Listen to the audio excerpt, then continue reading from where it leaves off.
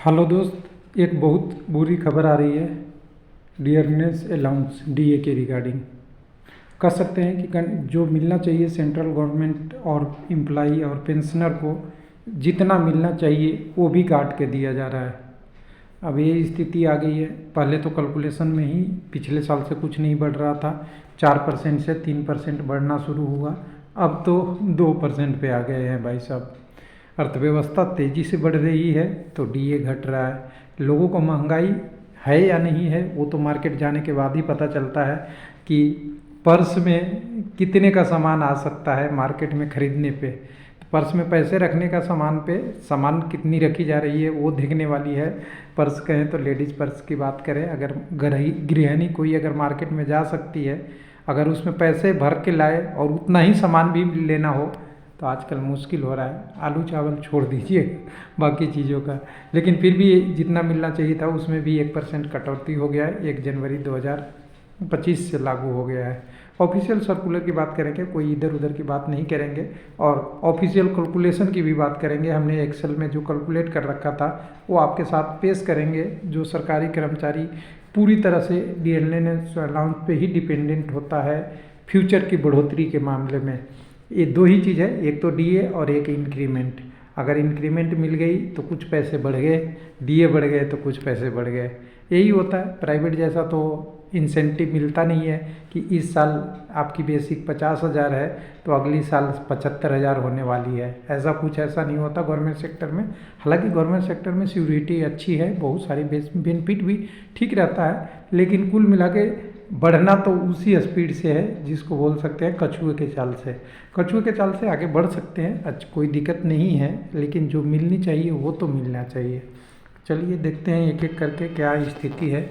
तो हमने आपके साथ हमेशा रियलिटी की बात करते हुए एक्सेल फार्मूला कैलकुलेशन का लाया था, जिसमें पूरी तरह से एक्सेल फार्मूला है और विशुद्ध रूप से जो गवर्नमेंट यूज करती है वही है।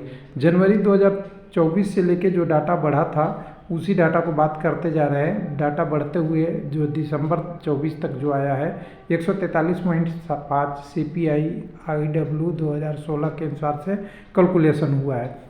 यानी दिसंबर में कम हो गया था आपका नवंबर के मुकाबले भी, और नवंबर से दिसंबर में हो गया था, यानी कुछ मिलाकर दिसंबर और सितंबर बराबर स्थिति पे आ गया था।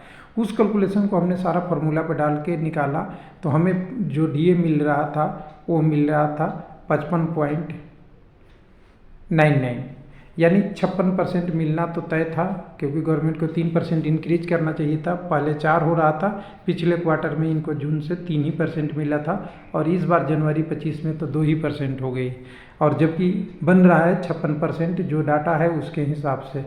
लेकिन ध्यान दीजिएगा ये 1% यहाँ से आपको काट दिया गया है, और 1% काट दिया तो कितना गवर्नमेंट एम्प्लॉय, कितने पेंशनर का 1% पर महीने कटेंगे डीए अलाउंस में। तो 1% का हिसाब बहुत महंगा होता है अगर कहें एम्प्लॉय के लिए, और बहुत बचत हो जाती है गवर्नमेंट के लिए, क्योंकि लार्ज क्वांटिटी में एम्प्लॉय है और लार्ज क्वांटिटी में पेंशनर है। अगर 1% बचा लिया तो समझिए हो सकता है अगला 2% देने लायक कंडीशन में हो जाए इसी 1% बचाने से। चलिए कोई बात नहीं, जो आ गया है वो तो कह नहीं सकते, लेकिन इसके बारे में अगर हम ऑफिशियल देखना चाहेंगे तो एक बार मैं आपको दिखा दूं थोड़ा।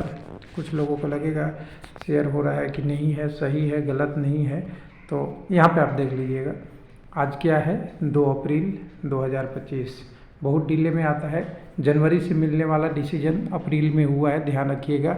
और इसमें revision rate of dearness allowance of central government employ 1 जनवरी 25 से, और 2 अप्रैल देने का मकसद एक ही होता है कि ये न्यू फाइनेंशियल ईयर में शिफ्ट हो जाएगा। पहले गवर्नमेंट 3 मंथ आपको बचा लिया, जनवरी में देना था वो नहीं मिला आपको, फरवरी में नहीं मिला आपको, मार्च में नहीं मिला आपको, और अप्रैल के सैलरी में शायद बन जाए तो मिलेगा आपको। यानी 3-4 महीने के ब्याज आप जोड़ेंगे उस पैसे का तो वो भी बहुत बड़ी रकम होती है। ऊपर से जो 53 से 56 होनी चाहिए थी उसमें से भी 1% काट लिया गया, 55 का अप्रूवल हुआ, तो यहाँ से भी गवर्नमेंट बेनिफिट में है। कुल मिला के 53 से 55% आपको करा गया है, जो गवर्नमेंट ऑफ इंडिया के द्वारा जो अप्रूवल हो गया है प्रेसिडेंट के द्वारा, और इसी को आपको मिला जाएगा। फिर कहा जाता है कि बेसिक टर्म स्ट्रक्चर वगैरह, लेवल वगैरह वगैरह 7 CPC का है वगैरह वगैरह वगैरह। तो ये सब पढ़ने के एरियर मिलेगा, 1 मिनट, एरियर मिलेगा आपको मार्च तक का। तो एरियर मिलना ही चाहिए, लेकिन एरियर कितना 2% का मिलेगा आपको डीए का, बहुत कम आएगा। और 3% से 4% होनी चाहिए थी, वो कम हुआ, उसके बारे में भी है। यानी उधार के पैसे पे ब्याज भी नहीं, उधार के पैसे पे ध्यान से देखिएगा, उधार के पैसे पे ब्याज भी नहीं, ऊपर से आपका ब्याज गवर्नमेंट लेती है। ये अभी कंडीशन हो गया है, और इसको समझेंगे अगर कोई साइंटिस्ट होंगे या कैलकुलेशन होंगे या अकाउंटेंट होंगे, वो समझ सकते हैं कि उधार का पैसा लेने पे ब्याज देना पड़ता है और आपके पैसे रखने पे गवर्नमेंट आप ही को काट रही है। तो समझ सकते हैं कितना कंसेप्ट का अंतर है, बहुत बड़ा कंसेप्ट का अंतर है। और ये छोटे छोटी चीज़ों ना एम्प्लॉय के लिए मनोबल तोड़ता है।